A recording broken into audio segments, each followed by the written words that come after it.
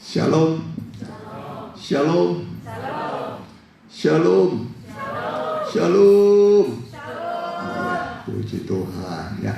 Salam bahagia dan salam sejahtera bagi kita sekalian yang sudah hadir dalam ibadah doa penyembahan GBS Firdaus pada malam ini, hari Selasa tanggal 10 November 2020. Bagi Bapak Ibu yang mengikuti secara online baik tunda dan secara langsung, kami ucapkan selamat bergabung.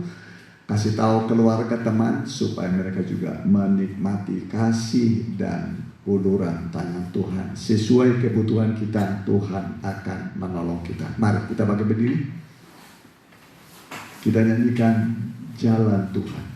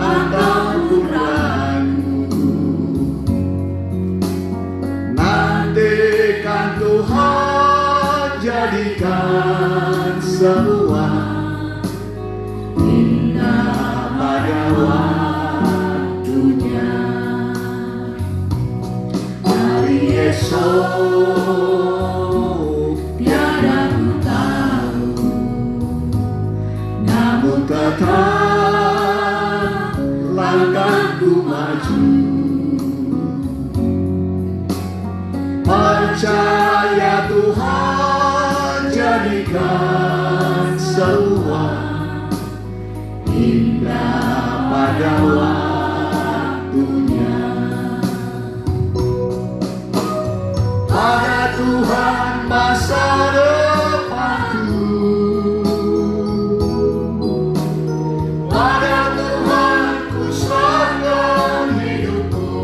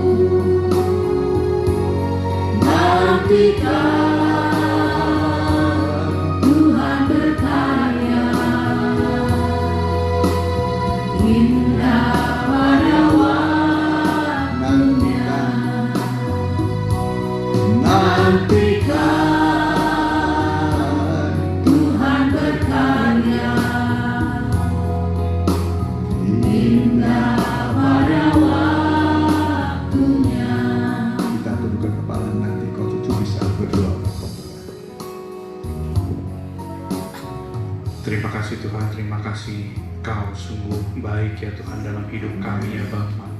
Benar Tuhan, kami tidak bisa berbuat apa-apa tanpa kekuatan yang daripadamu ya Tuhan. Kami sangat mengharapkan kehadiran-Mu di tempat ini ya Tuhan. Dan kami percaya di mana 2-3 orang berkumpul, Kau hadir tengah-tengah kami ya Tuhan.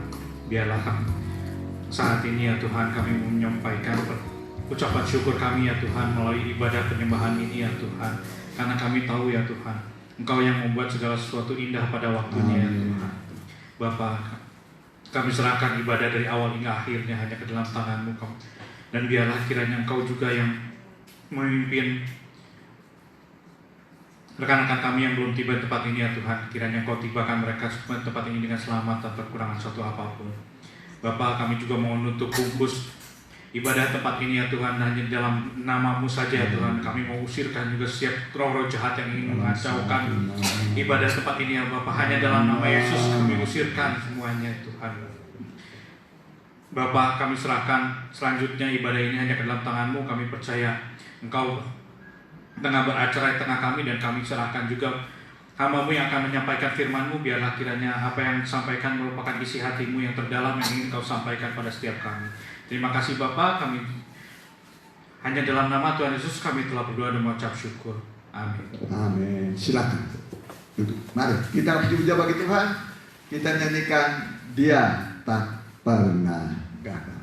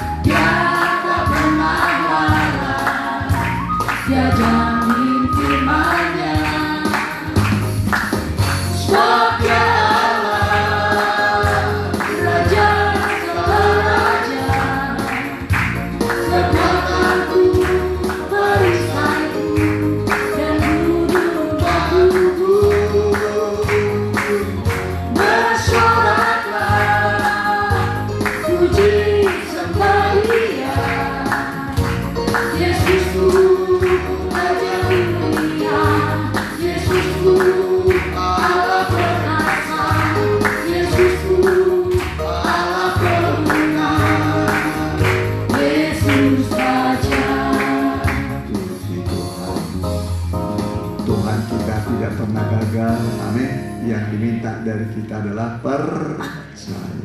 Bagi orang percaya tidak ada yang mustahil ya. Jadi kita datang kepada Tuhan, kita datang dengan iman, dengan percaya. Lewat firman, lewat ibadah yang kita lakukan, lewat puji-pujian kita bisa mengalami mujizat Tuhan ya. Kita bagi berdiri, kita nyanyikan Dialah Allah yang menyembuhkan.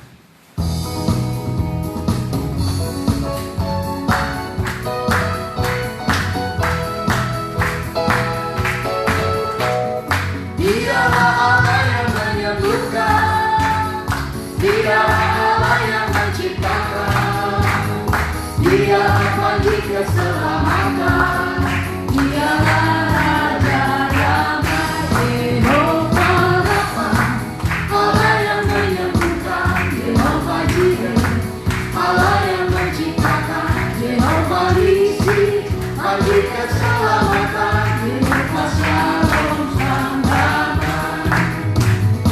Dialah Allah yang menyembuhkan, Dialah Allah yang menciptakan, Dialah pagi keselamatan, Dialah Raja damai, Yehova Rafa, Allah yang menyembuhkan, Yehova Jireh, Allah yang menciptakan, Yehova Nisi, pagi keselamatan, Yehova Shalom sang damai.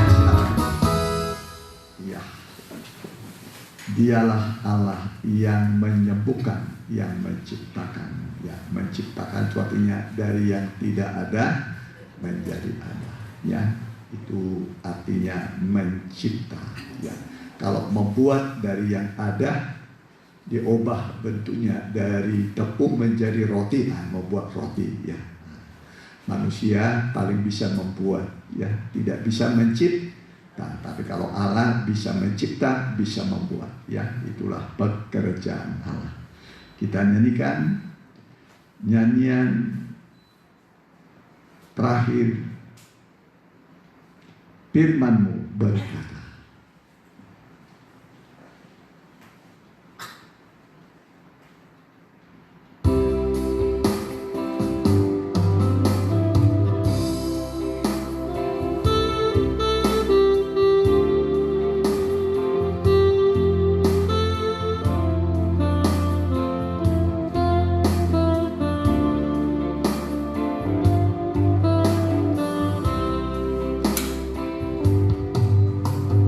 Firman-Mu berkata Kau besertaku,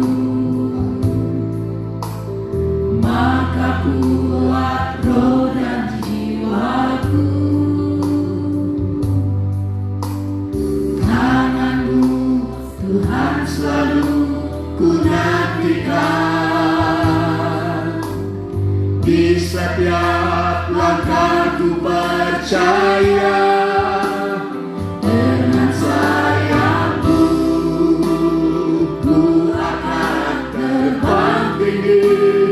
Di tengah badai hidup, ku tak menyerah.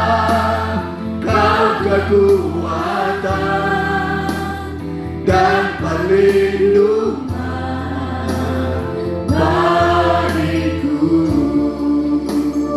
Pertolongan-Mu di tempat maha tinggi, ku mengangkat tanganku, aku berserah.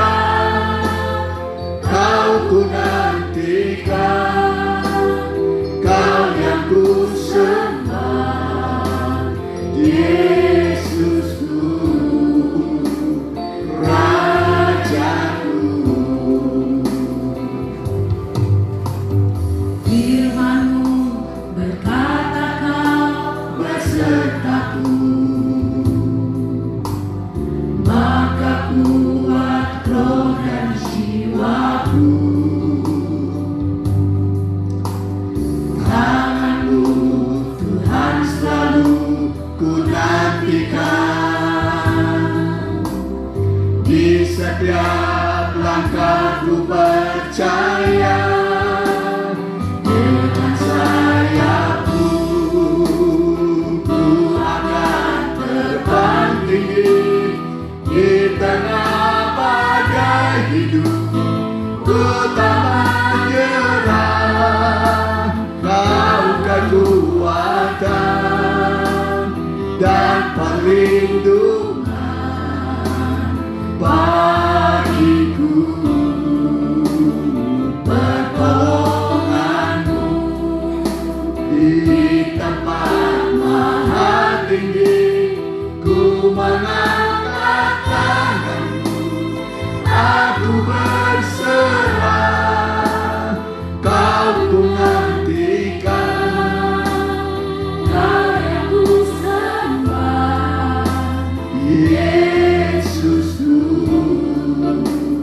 Rajaku. Lembutku,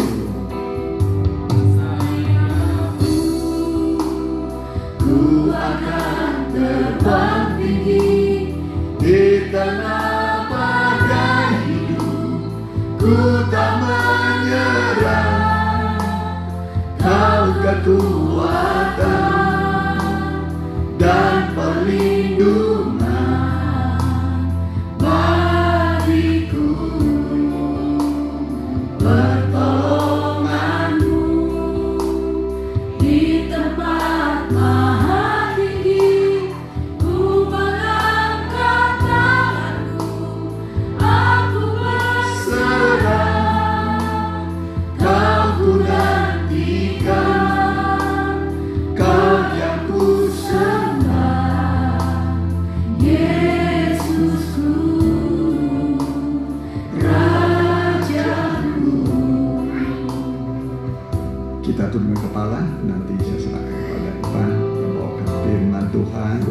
Kita persiapkan hati kita, diri kita, supaya kita diberkati oleh Tuhan.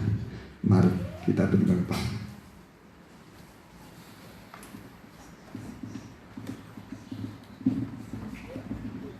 Terima kasih Tuhan, terima kasih. Letak kekuatan kami dalam sayap itulah firman dan roh-Mu. Terlebih Tuhan, kami sebentar lagi akan mendengarkan firman-Mu, dan juga Engkau urapi kami dengan roh-Mu, supaya kami dapat mengerti, bahkan bisa melakukan firman-Mu sesuai dengan kehendak-Mu. Tolong kami yang lemah ini, tolong kami Tuhan, banyak kekurangan dan dosa. Engkau dapat menyucikan dan menguduskan kami Tuhan.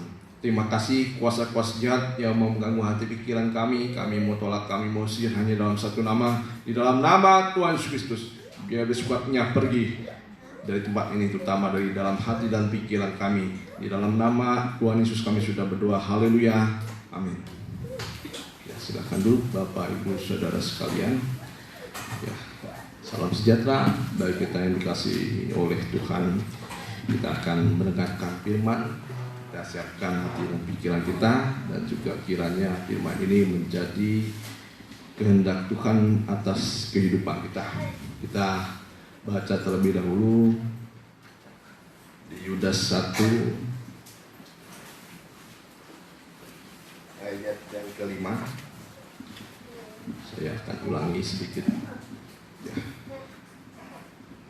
Tetapi sekalipun kamu telah mengetahui semuanya itu dan tidak meragukannya lagi, aku ingin mengingatkan kamu bahwa memang Tuhan menyelamatkan umatnya dari tanah Mesir, namun sekali lagi membinasakan mereka yang tidak percaya.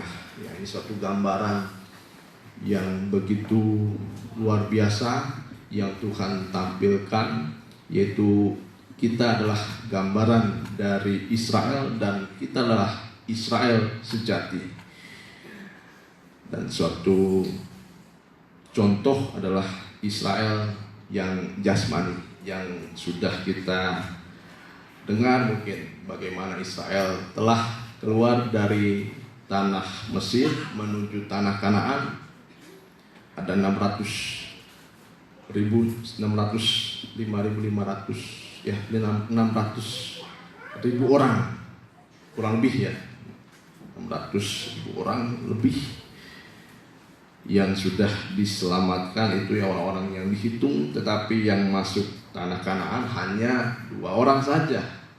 Dan ini satu gambaran bagaimana Israel benar-benar dipilih, tetapi juga ada penampian yang terjadi. Kita sudah mendengar ada 4 golongan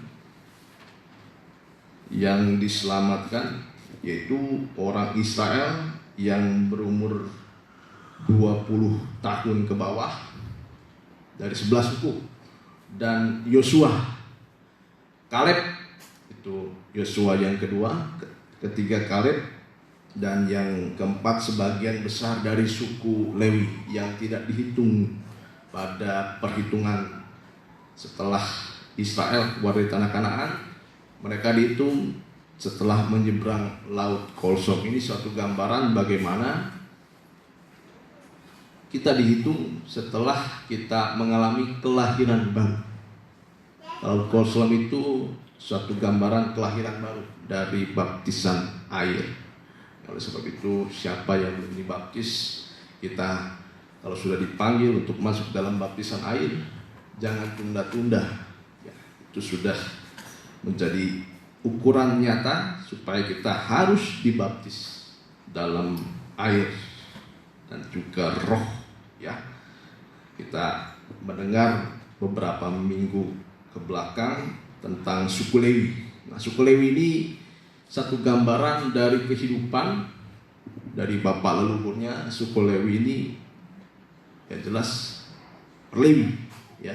Lewi ini adalah anak dari Yakub, anak dari Israel. Tetapi ketika perjalanan kehidupannya, kita lihat dia menggunakan senjata kekerasan. Di dalam Kejadian, ya, dalam Kejadian karena telah berbuat jahat kepada orang-orang kita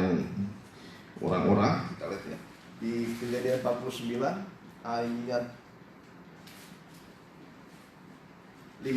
Nah, Lewi ini telah berbuat kekerasan kepada orang-orang yang mau memperkosa, bahkan sudah memperkosa adiknya Dina. Ya, kita lihat di ayat yang kelima, Simeon dan Lewi bersaudara, senjata mereka ialah alat kekerasan. Kalau kita lihat selanjutnya, janganlah kiranya jiwaku turut dalam permupakatan mereka, janganlah kiranya rohku bersatu dengan perkumpulan mereka. Jadi dalam arti kata Lewi ini dalam berkat dikatakan oleh Yakub, bukan berkat, malah kutuk yang disampaikan kepada Lewi. Tapi Lewi telah diangkat oleh Tuhan. Dulu tempatnya paling rendah, sekarang ditempatkan di tempat istimewa, yaitu sebagai pelayan Tuhan. Ya. Dalam Ulangan 33 ayat yang ke-8. Nah, kalau kita lihat Lewi dalam kutuk, tetapi dalam Ulangan 33 ayat 8 di sini Lewi ditinggikan. Ada beberapa anak yang ditinggikan, salah satunya Yehuda, Yusuf, dan juga Lewi. Ya. Tentang Lewi ia berkata, biarlah Tumim dan Urimmu menjadi kepunyaan orang yang kau kasih, yang telah kau coba di masa, dengan siapa engkau berbantah dekat mata air di Meribah. Jadi ini satu gambaran orang-orang nanti yang bisa masuk ke tanah Kanaan. Dan begitu juga kalau kita mau menjadi pelayan Tuhan, Lewi ini dikatakan dia menjadi kepunyaan kekasihnya. Siapa di sini mau menjadi kekasih Tuhan? Jadilah pelayan Tuhan.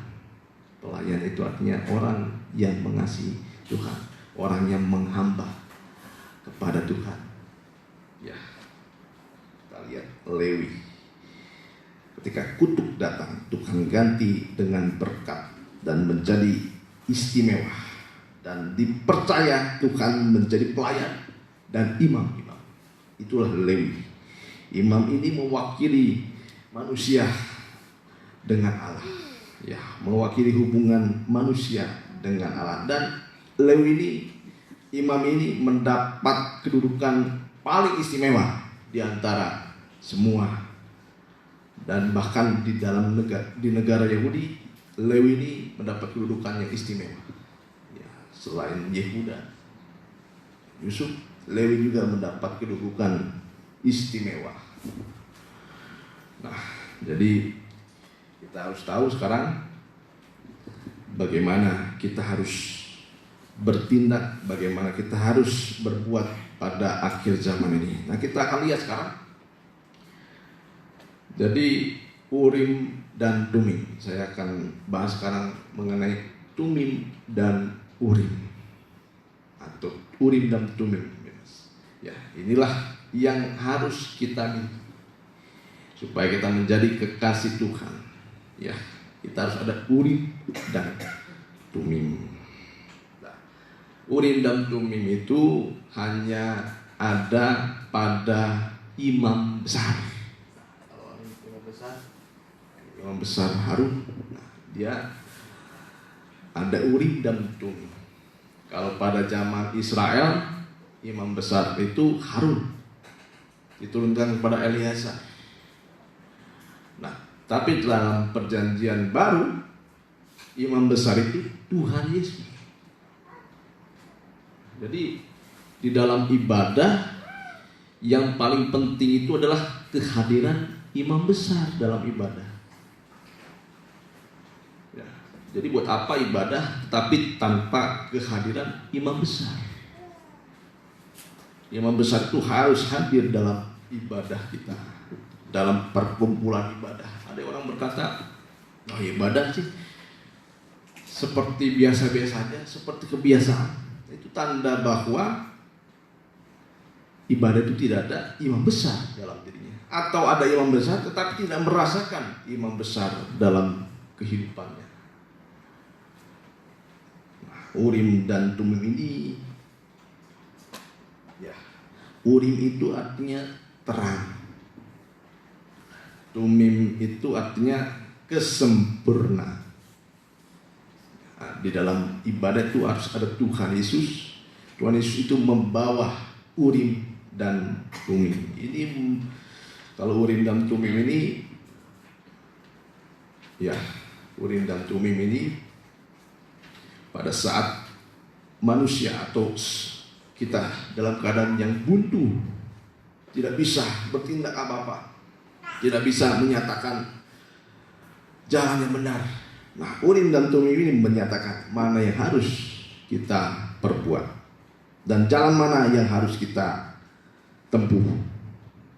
Nah, kalau tidak ada Urim dan Tumim, orang Israel akan tersesat. Ya, Urim dan Tumim. Nah, inilah firman Tuhan. Nah, Urim dan Tumim itu sekarang dalam bentuk firman Tuhan. Keluaran 28 ayat 30. Keluaran 28 ayat yang ke-30. Nah, imam besar itu harus hadir dalam ibadah. Bukan hanya sorak-sorai, bergembira dalam ibadah, bukan hanya hura-hura, tetapi imam besar harus hadir dalam ibadah. Dan di dalam tutup dada pernyataan keputusan. Nah, jadi ini Urim Tumim ini untuk menyatakan keputusan dari Allah. Haruslah kau taruh Urim dan Tumim. Haruslah itu di atas jantung Harun apabila ia masuk menghadap Tuhan. Dan Harun harus tetap membawa keputusan bagi orang Israel di atas jantungnya di hadapan Tuhan. Jadi jantung ya, ini adatnya jantung dari kita sebagai anak-anak Tuhan sebenarnya di dalam Urim dan Tumim. Kalau salah menentukan arah, ya, itu menentukan kehidupan. Jantung itu kehidupan. Ya, jantung itu kehidupan. Salah menentukan arah, kehidupan dia bisa, ya, salah dalam menentukan arah. Bukti kita dilayani yang besar atau Tuhan Yesus adalah adanya Urim dan Tumim dalam ibadah. Ya. Sekarang kita lihat di dalam Ibrani 4 ayat yang ke-12.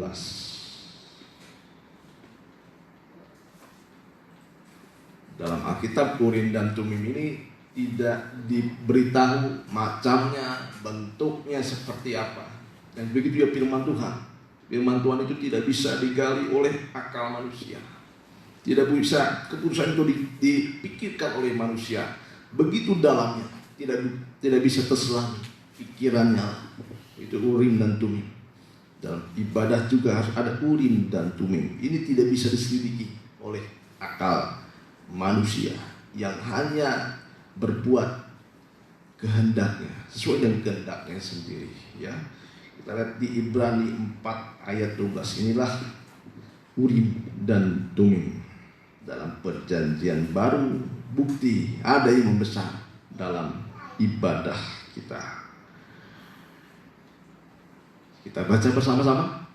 Sebab firman Allah hidup dan kuat dan lebih tajam daripada pedang bermata dua manapun.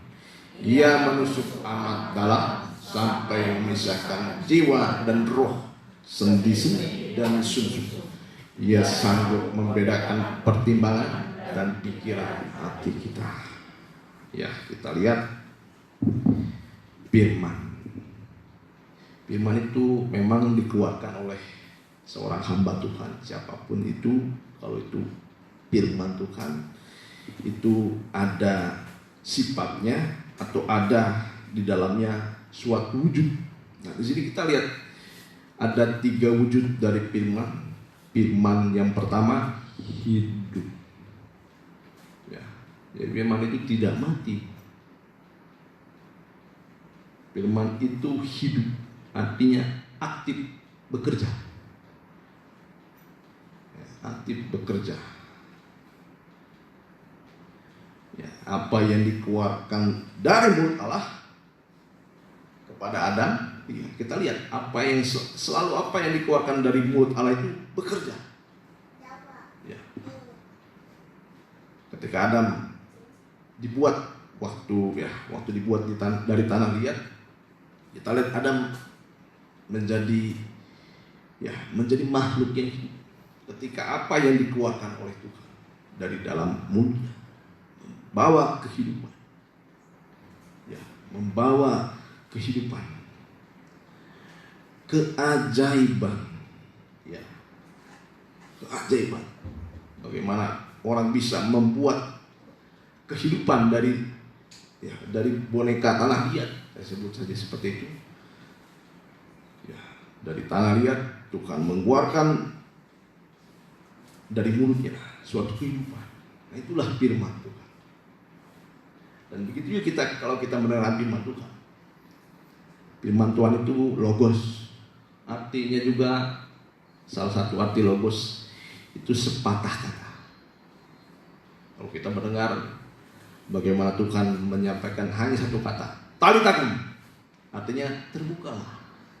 Terbukalah yang ada dalam telinga orang yang sudah tuli, atau dari dalam mulutnya yang membuat bisu.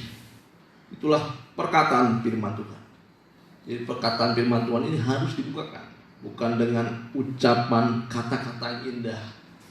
Ya, kalau saya diajar di dalam pengajaran ini dan Bapak Gembala, kita tidak diajar untuk bagaimana berkhotbah itu supaya kata-kata indah, tidak. Tapi dalam pengajaran kita membukakan ayat demi ayat, terbuka. Dan setiap ada pembukaan firman Tuhan, disitulah ada pembukaan jalan. Amin. Ada pembukaan jalan. Kalau hanya kata-kata indah, rangkai-rangkai kata yang indah, itu bisa jadi dari manusia. Tapi kalau firman itu dibukakan, diungkapkan, diwahyukan, nah itulah membuka setiap jalan-jalan yang tertutup. Firman itu hidup. 1 Tesalonika 2 ayat 13. Jadi saat kita mendengar firman Tuhan, sebenarnya disitulah sumber kehidupan kita. Karena itulah kami tidak putus-putusnya mengucap syukur juga kepada Allah, sebab kamu telah menerima firman Allah yang kami beritakan, bukan sebagai perkataan manusia, tetapi memang sungguh-sungguh demikian, walaupun memang adalah seperti perkataan manusia, tetapi sebagai firman Allah, ya, bukan sebagai perkataan manusia, tetapi sebagai firman Allah. Kalau dalam tata bahasa, kalau ada 2 garis itu dalam kurung lah artinya, ya. Kita ulangi, ya. Dan karena itulah kami tidak putus-putusnya mengucap syukur juga kepada Allah, sebab kamu telah menerima firman Allah yang kami beritakan itu, bukan sebagai perkataan manusia, tetapi sebagai firman Allah. Dalam kurungnya dilewat saja langsung. Tetapi sebagai firman Allah yang bekerja juga di dalam kamu yang percaya. Jadi syaratnya di sini percaya. Di saat percaya, firman itu bekerja. Amin. Di saat tidak ada kepercayaan, firman itu tidak akan pernah bekerja dalam kehidupan kita. Mungkin kita bisa mengerti, tetapi kalau dalam percaya itu harus ada urapan dari Roh Kudus. Ya. Bersyukurlah kalau kita bisa percaya akan firman Tuhan. Artinya kita sudah mulai diurapi dengan Roh Kudus. Ya. Bukan hanya sebagai pengetahuan saja, tapi memang firman itu harus menjadi iman dalam hati kita. Nah, inilah firman itu akan hidup. Firman itu hidup. Ketika kita dengar, imani, percaya dan kita lakukan, firman itu aktif bekerja dalam setiap langkah kehidupan kita. Ada amin? Nah, itulah firman. Yang kedua, wujud dari firman itu kuat. Di dalam Ibrani 4 ayat 12. Ya. Buka lagi. Nah, sebab firman Allah itu yang pertama hidup, yang kedua kuat. Kalau dalam terjemahan lama artinya berkuasa. Berkuasa. Jadi salah kalau kita katakan firman itu tidak bekerja dalam kehidupan kita. Kalau kita imani, firman itu pasti akan bekerja. Dan setelah bekerja, firman itu berkuasa. Kuat atau berkuasa. Kalau dalam terjemahan asalnya itu energes atau energi, dari kata energi ya. Berkuasa, kuat.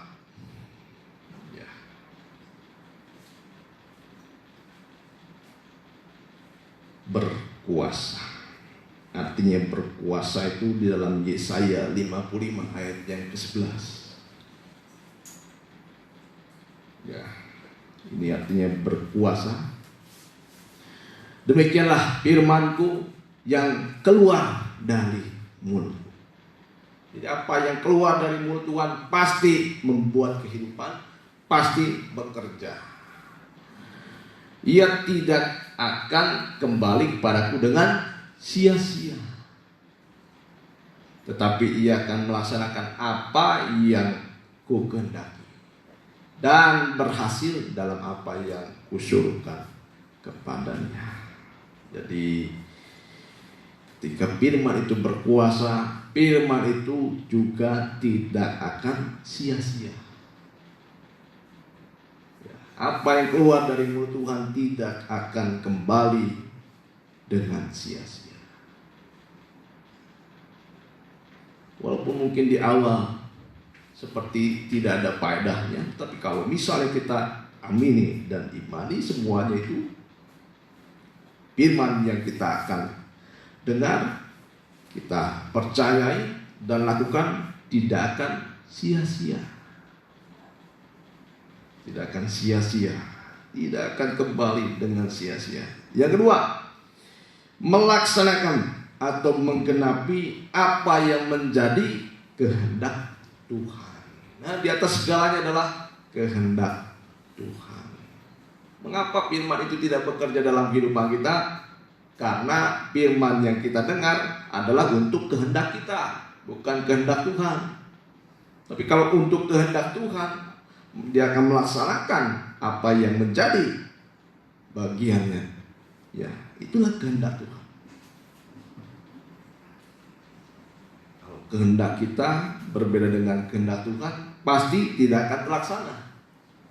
Tapi kalau kehendak Tuhan dengan kehendak kita selalu beriringan, pasti akan berkuasa.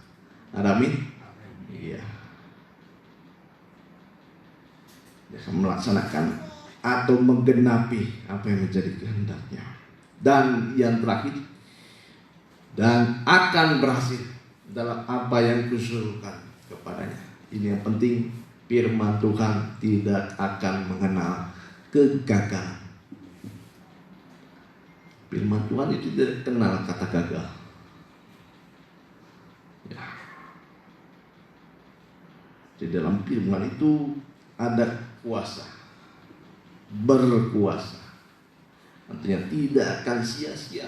Yang kedua, tidak akan gagal. Dan yang paling penting adalah apa yang menjadi sesuai dengan kehendak Tuhan. Ya, seperti air yang mengairi bumi, dia tidak akan kembali dengan sia-sia. Ya. Ada rumput yang mulai layu di air, dia akan bertumbuh. Dan begitu kita, kalau sudah diairi air, firman Tuhan, kita akan bertumbuh. Walaupun mungkin seperti tunggul. Tunggul itu ya seperti yang tidak bisa diharapkan lagi. Kalau tunggul itu tidak bisa diharapkan lagi, udah kecil seperti mau mati. Kalau sudah diairi oleh firman Tuhan, firman itu akan menghidupkan, firman itu akan bekerja, akan berkuasa dalam kehidupan kita. Ya, ada kuasa penciptaan di situ, di dalamnya ada kuasa kebangkitan, ada kuasa kemenangan, ada kuasa memulihkan, ada kuasa untuk menyembuhkan, ada kuasa untuk mengubahkan banyak keadaan dalam kehidupan kita. Walaupun tadi seperti tunggul keadaan, tapi kalau diairi firman, dia akan mulai bersemi kembali. Itulah firman Tuhan. Saat kita mau dengar firman Tuhan ini, kita mau mengamini, mengimani, mempercayai, bahkan melakukannya, firman tidak akan pernah gagal. Ada amin? Ya. Dan selanjutnya di Ibrani 4 ayat yang 12, bukti bahwa imam besar hadir dalam ibadah. Ada kehidupan, ada kuasa. Kita lihat yang ketiga, dan lebih tajam daripada pedang bermata dua manapun. Nah, firman dalam bentuk pengajaran, ada imam besar dalam ibadah itu, firman itu berkuasa seperti pedang. Nah, ini yang lebih penting dalam dalam pembahasan di sini. Firman itu hidup, kuat, dan selanjutnya firman itu diuraikan begitu rupa dengan firman itu sebagai pedang. Pedang ini pedang yang tajam, bermata dua. Yang ketiga, firman itu tajam seperti pedang bermata dua. Ya, lebih tajam daripada pedang bermata dua manapun. Kalau sekarang kita mengenal ilmu kesehatan, udah ada bukan pisau lagi yang dipakai, laser. Laser itu ya, lebih tajam daripada pedang bermata dua manapun. Nah, ini mengoperasi, menyucikan. Ia menusuk amat dalam sampai memisahkan jiwa dan roh, sendi-sendi dan sumsum. Ia sanggup membedakan pertimbangan dan pikiran hati kita. Nah, di sini firman Tuhan itu menusuk amat dalam sampai memisahkan ya jiwa dan roh, sendi-sendi dan sumsum. Nah, di sini firman Tuhan tajam seperti mengoperasi kehidupan kita. Ya, begitu tajamnya pedang firman Tuhan sampai dia menusuk amat dalam. Saya akan bahas dulu tentang sendi-sendi. Nah, ini banyak sekali sendi-sendi yang sudah rusak atau sakit. Kalau kita punya sendi yang sakit, dia sakitnya kalau dipakai berjalan. Ya, berjalan. Apalagi berlari, wah tidak bisa lagi, tidak kuat kalau sendi itu sudah sakit. Dalam pengajaran, sendi-sendi itu adalah hubungan antara tulang dengan tulang. Ya. Tulang satu dengan tulang lain akan terasa sakit. Kalau ingin bekerja sama itu sakit sekali. Kalau ada yang tidak beres. Itu hubungan antara pertama, ya, antara sesama anggota tubuh. Kalau sendi itu sakit, kalau sendi itu bermasalah, satu dengan yang lain itu akan terasa menyakitkan. Ya, makanya jangan jadi duri. Kalau duri itu kalau diam dia, antara semak duri kalau misalnya diam, seperti terasa semua damai, aman. Tetapi kalau sudah ada angin, suara mulai Itu sendi juga. Kalau diam-diam, tenang-tenang, biasa terjadi, tidak ada masalah. Tapi kalau sudah mulai kerjasama, sudah mulai satu dengan yang lain itu bergesekan, itu mulai sakit sendi. Nah, ini yang kadang-kadang kita abaikan dalam ibadah, hubungan antara sendi. Nah, sekarang di sini kita sebagai anggota tubuh Kristus, terutama juga dalam keluarga, itulah hubungan antara sendi-sendi. Ini banyak yang tidak beres antara istri dengan suami, antara suami dengan antara orang tua dengan anak, antara menantu dengan mertua. Yang biasanya ada cekcok itu mertua perempuan sama menantu perempuan. Saya tidak tahu juga ya. Saya tidak mengalami semacam itu di keluarga. Puji Tuhan. Puji Tuhan. Dan saya tidak mau mengalami hal semacam itu. Semua hubungan harus baik. Ya. Mengapa hubungan antara sendi itu tidak baik? Ya, karena ada dosa yang tersembunyi. Ada salah paham, salah pemikiran, pikiran negatif dan lain sebagainya.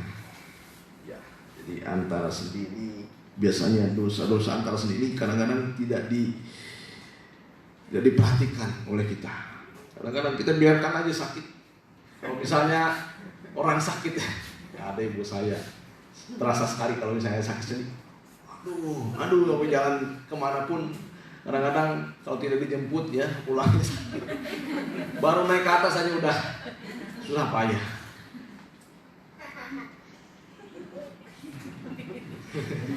Begitu juga kalau antara kita anggota tubuh Kristus, salah satu aja sendi yang tidak baik, susah payah kita akan berjalan.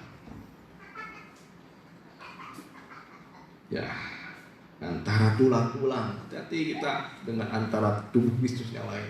Jangan sampai ada duri, ya, ada duri. Kalau duri dalam keadaan yang biasa, ya sudah katakan tadi, biasa saja terjadi, tidak ada kelas dan lain. Tapi kalau udah ada masalah angin, wah langsung semua berbunyi, saling menusuk satu sama lain. Antara orang tua dengan anak dan lain sebagainya. Nah, ini firman harus tajam. Nah, yang paling banyak masalah antara sendi dengan sendi. Dan ini juga antara hubungan kita sendi dengan sendi itu antara hubungan kita juga dengan Kristus. Antara kita dengan Kristus, tubuh dengan kepala, apa dipisahkan? Dengan apa kita dipisahkan kalau tubuh dengan kepala? Dengan leher. Nah, ini leher ini kalau dalam pengajaran tabernakel ini adalah penyembahan. Jadi hubungan kita dengan Tuhan adalah penyembahan. Penyembahan. Kalau hubungan kita mau baik dengan Tuhan, buka ya mesbah doa. Ada doa penyembahan. Ada doa penyembahan, ucapan syukur kepada Tuhan. Bukan bersungut-sungut kepada Tuhan, tapi ucapan syukur ini meluap-luap dalam hati kita. Berterima kasih kepada Tuhan. Ini ucapan yang membuat hati Tuhan semakin disenangkan. Ya. Kita baca saja di Ulangan 33.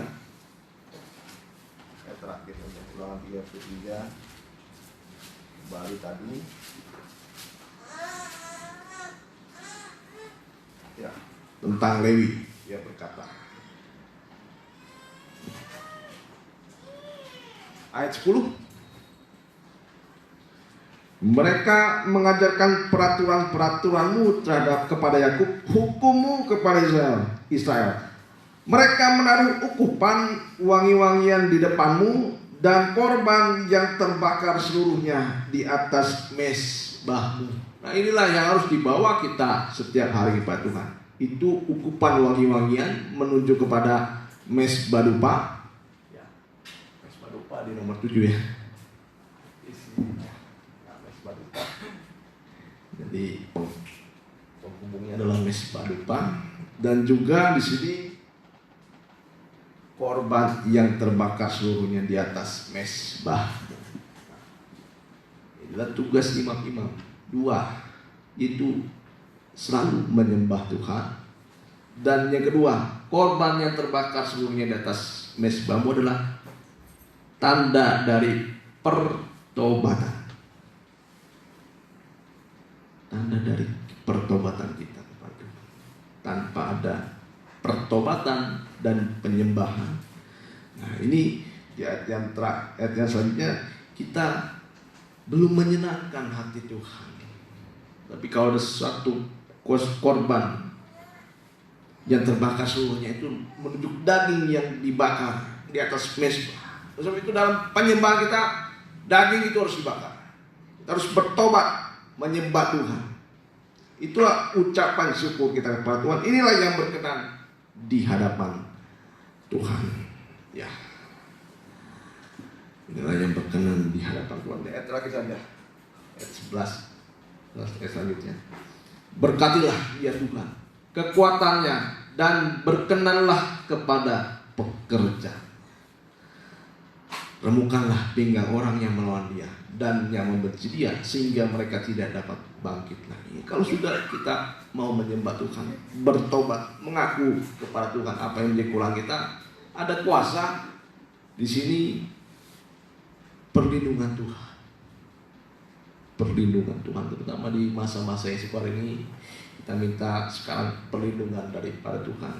Siapa yang membenci kita, dia yang bertindak. Jangan kita bertindak, biarlah kita serahkan semua kepada Tuhan. Haleluya. Kita akan nyanyikan firman-Mu yang berkuasa. Saya undang Bapak Gembala ke depan.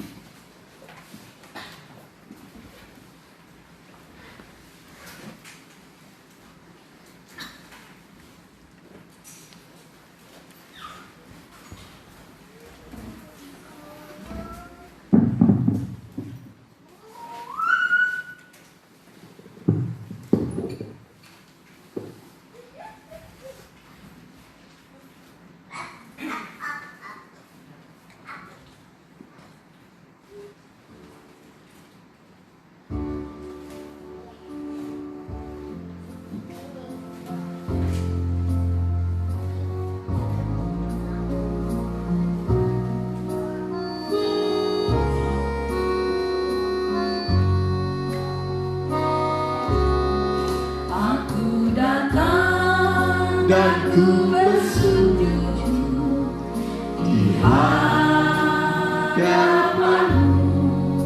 Ku rasakan indah hadirat-Mu,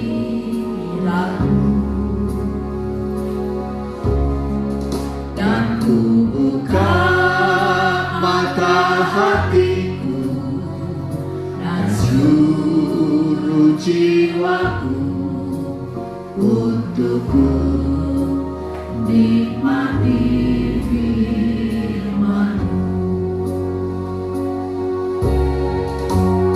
firman-Mu yang berkuasa untuk mengubah sikap hati.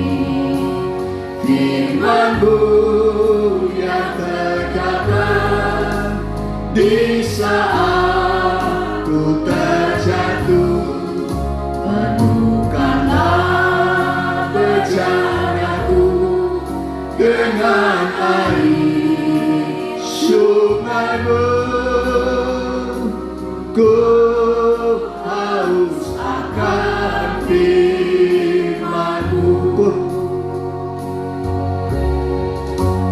Firman-Mu yang berkuasa untuk mengubah sikap hati, firman-Mu yang tegakkan di saat ku terjatuh.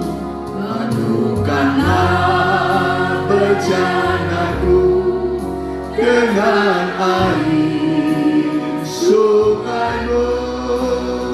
Ku haus akan. Kita bertutur yang bisa menutup pendukung yang tidak bisa duduk saja.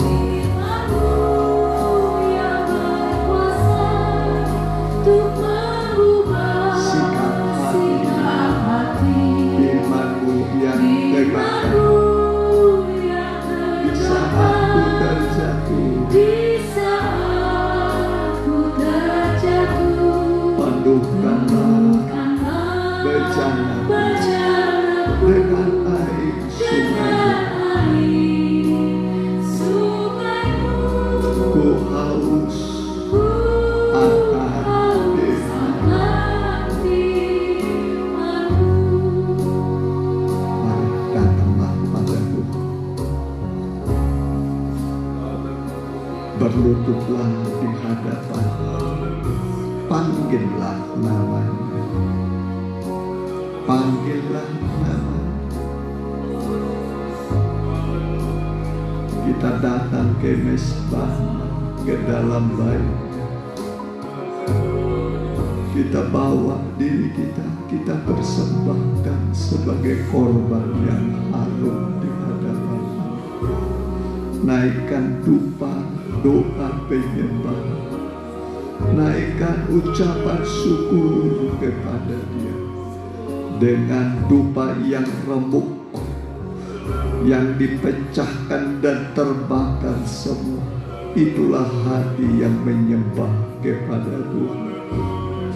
Seperti perempuan Siro-Fenisia, dia datang dengan menangis, dengan hati yang hancur. Dia bawa semua pergumulan kehidupan. Dia bawa pergumulannya kepada Tuhan. Dalam rumah tangganya ada yang belum beres. Sudah lama suasana tidak damai di rumah. Ada roh jahat yang mengganggu rumah tangga. Ada kuasa iblis yang mengganggu anaknya, anggota rumah tangga. Sehingga tidak ada kedamaian lagi dalam rumah. Anaknya berkeliaran tidak tahu kemana pergi. Ibunya yang datang pada Tuhan, dia sujud menyembah kepada Tuhan. Dia datang dengan menangis kepada Tuhan. Dan Tuhan berkata, besarlah imanmu ibu, besarlah imanmu. Pulanglah, jadilah padamu seperti yang kau mau.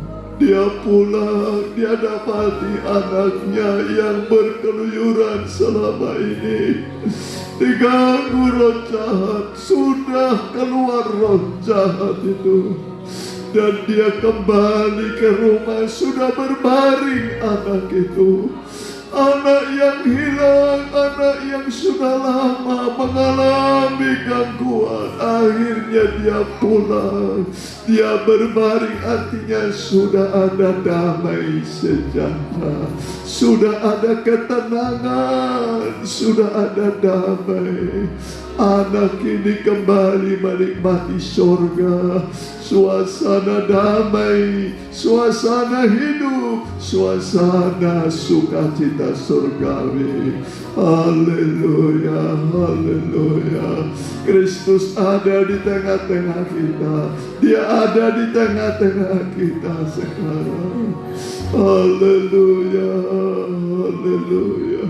Haleluya, haleluya, haleluya. penjawab doa kami Tuhan. Engkau penjawab doa orang-orang yang datang padamu. Engkau berkata, mari padaku semua orang yang letih lesu, dan tidak seorang yang kau tolak Tuhan. Tidak ada satu orang yang kau buang. Semua yang datang padamu Engkau peluk, Engkau rangkul, Engkau berkati Tuhan. Haleluya, haleluya. Terima kasih bagimu Tuhan. Terima kasih buat kebaikan-Mu.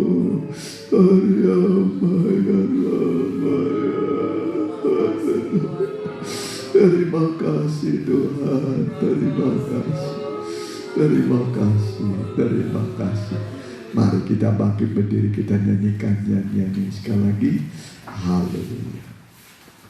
Haleluya. Kita berdiri.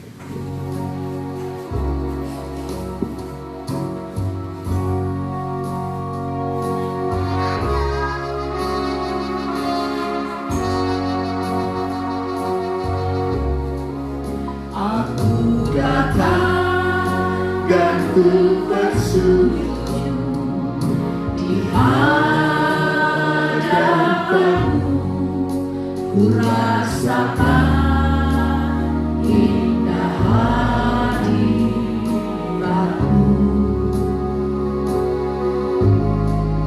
dan ku buka mata hatiku dan seluruh jiwaku untuk ku nikmati firman-Mu.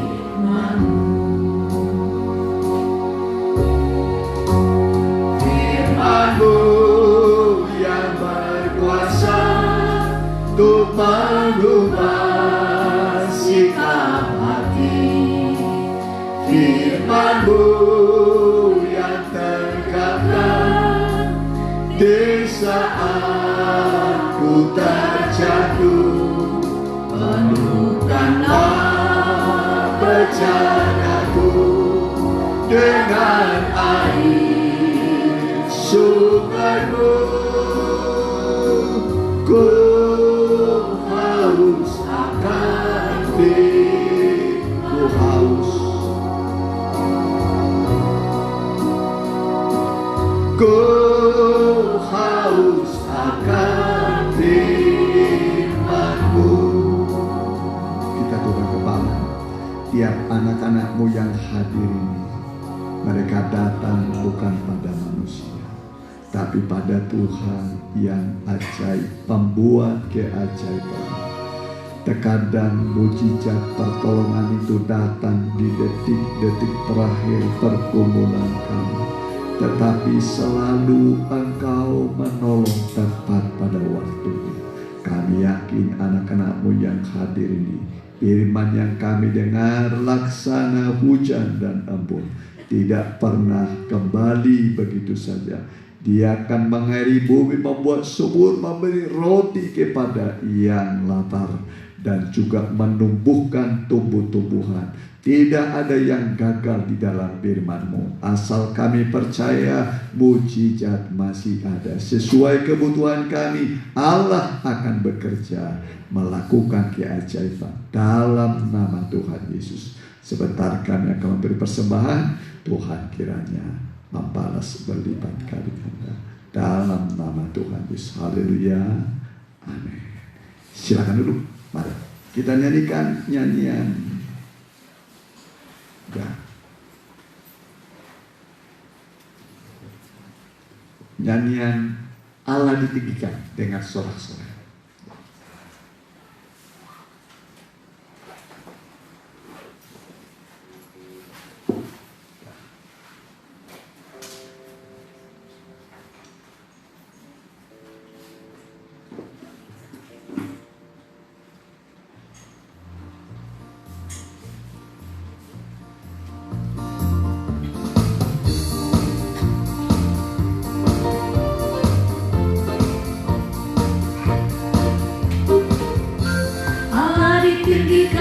dengan sorak-sorai, Allah ditinggikan dengan sangkakala, Allah ditinggikan dengan sorak-sorai. Bersoraklah bagi Tuhan, bersoraklah bagi Tuhan. Dan sangkakala berbunyi, tepuk tangan puji Tuhan. Allah diadukan, Allah diadukan, Allah diadukan tinggi. Allah ditinggikan dengan sorak-sorai, Allah ditinggikan dengan sangkakala, Allah ditinggikan dengan sorak-sorai. Bersoraklah bagi Tuhan, bersoraklah bagi Tuhan. Biar sangkakala berbunyi, tepuk tangan puji Tuhan. Allah diadukan, Allah diadukan, Allah diadukan tinggi. Ya. Puji Tuhan, terima kasih buat kehadiran saudara-saudari sekalian. Tuhan memberkati, dan bagi yang mengikuti secara online kami ucapkan terima kasih buat kesetiaan saudara. Dan sebagai warta jemaat bagi kita adalah besok pendalaman Alkitab ya di Cimindi, kitab Wahyu masih ya, Wahyu pasal 5 sekarang. Kemudian Minggu ibadah umum di Cimindi 7.30, di Permata 10.30 ya. Kemudian ibadah doa minggu depan adalah doa puasa. Kemudian sekolah minggu masih secara online ya. Ibadah pemuda juga secara online. Ya, kita doakan mereka yang kurang sehat, yang sakit, Maher. Kemudian siapa lagi? Maher, lalu ya, kita doakan supaya sehat. Ya. Ibu Yuli juga ya, Cinyonyo, kemudian Bu Miske, Pak Siswanto, anak dari Tante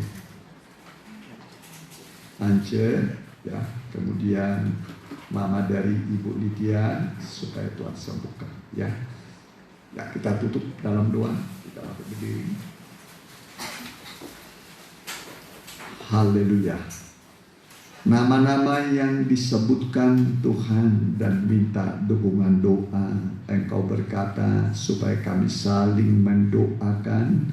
Doa orang benar besar kuasanya jika berdoa dengan keyakinan. Kami berdoa buat mereka yang disebut namanya, bahkan juga yang disebut oleh anak-anakmu yang mengikuti ibadah ini baik dalam ruangan ini, begitu juga yang mengikuti secara online. Kami berdoa Tuhan, mungkin buat orang tua kami, buat suami kami, istri kami, anak-anak kami, saudara kami yang dalam pergumulan. Tolonglah Tuhan, bukan hanya penyakit tubuh, juga penyakit ekonomi yang sedang mereka hadapi di tengah pandemi ini. Kami mohon belas kasihan kemurahan-Mu supaya Engkau menjamah, menyembuhkan, memulihkan. Kami berdoa di dalam nama Tuhan Yesus. Bilur-bilur Tuhan menyembuhkan, kuasa Roh Kudus memberi kekuatan. Dan biarlah firman-Mu yang kami dengar mengerjakan mujizat sesuai kebutuhan kami. Kami berdoa di dalam nama Tuhan Yesus. Dalam nama Tuhan Yesus, mujizat pasti terjadi bagi kami. Dalam nama Tuhan Yesus. Terima kasih Tuhan. Terima kasih. Kami juga berdoa buat semua kegiatan kami, dalam aktivitas kami, baik ibadah dan pelayanan, pekerjaan, usaha anak-anakmu yang belum mendapat pekerjaan dan usaha, berikanlah pada mereka. Engkaulah pencipta lapangan pekerjaan. Kami meminta, Tuhan memberi dalam nama Tuhan Yesus. Terima kasih tetangga kami kiri kanan tak belakang, CRT, CRW ini, Pak RT, Pak RW, Pak Lurah, Pak Muspika Camat, begitu juga buat Bupati kami dan juga gubernur kami Pak Ridwan Kamil dengan Pak Tuhan. Berkati Presiden kami Joko Widodo dengan Pak Ma'ruf Amin. Berkati semua TNI Polri, lembaga tinggi dan tertinggi negara, MPR, DPR sampai DPRD tingkat 1, tingkat 2. Berkati semua. Terima kasih semua stakeholder pengambil keputusan di negara ini. Hikmat Tuhan menyertai mereka. Terima kasih Tuhan, terima kasih. Dan sekarang saudaraku, pulanglah dengan membawa berkat dari Allah Bapa, Anak dan Roh Kudus menyertai saudara mulai saat ini. Maranatha, sampai Tuhan datang kembali, dalam nama Tuhan Yesus Kristus. Haleluya. Amin.